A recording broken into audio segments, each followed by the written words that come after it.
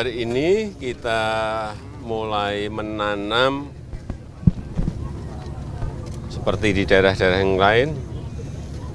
Setelah panen tidak diberi jeda karena masih ada air banyak, segera ditanam. Dan yang saya senang di sini memakai pupuk organik yang dilakukan oleh Serikat Petani Indonesia.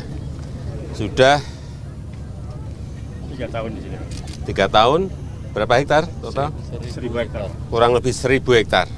Semuanya organik dan biaya untuk pupuknya yang biasanya per hektar bisa sampai 5 sampai 6 juta per hektar, di sini hanya antara 100 sampai 500 ribu per hektar. Ini yang saya kira kalau bisa dikembangkan di daerah yang lain seperti yang dilakukan oleh Serikat Petani Indonesia, ini akan banyak mengurangi kos yang harus dikeluarkan petani dan tidak ketergantungan kepada pupuk-pupuk kimia.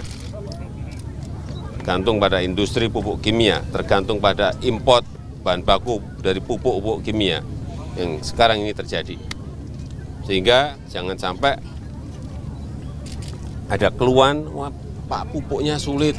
Ya memang sulit, semua negara urusan pupuk memang sulit, tetapi ada pilihan-pilihan dan ini sudah dimulai oleh Serikat Petani Indonesia. Saya kira bagus sekali.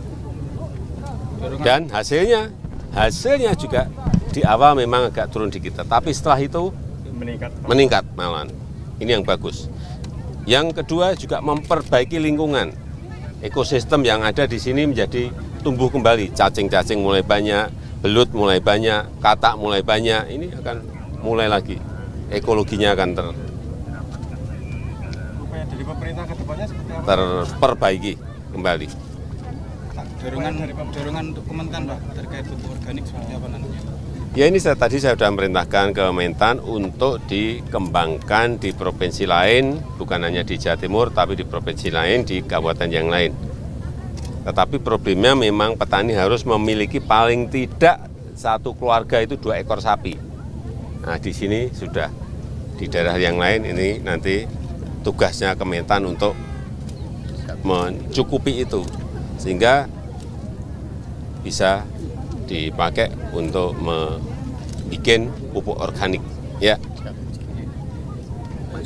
Dan yang saya senang juga harga gabah di petani dibanding tahun yang lalu jauh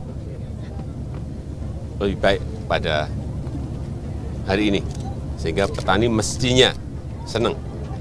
Pak Hendri, betul? Ya, Pak. Sekarang berapa? Di sini 57, Pak, 58. Harga gabah petani 5.700, tinggi sekali. Tahun yang lalu kurang lebih 4.000, 4.200. Ya. Pak, terkait penolakan WordPress di Bali itu untuk tim Israel itu gimana? Penolakan terkait dengan penolakan tim Israel datang ke WordPress.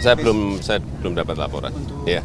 Gubernur Bali kan Pak. Saya belum dapat laporan. Rencana beras impor 2 juta itu progresnya seperti apa, Pak? Apa? 2 juta ton rencana beras impor.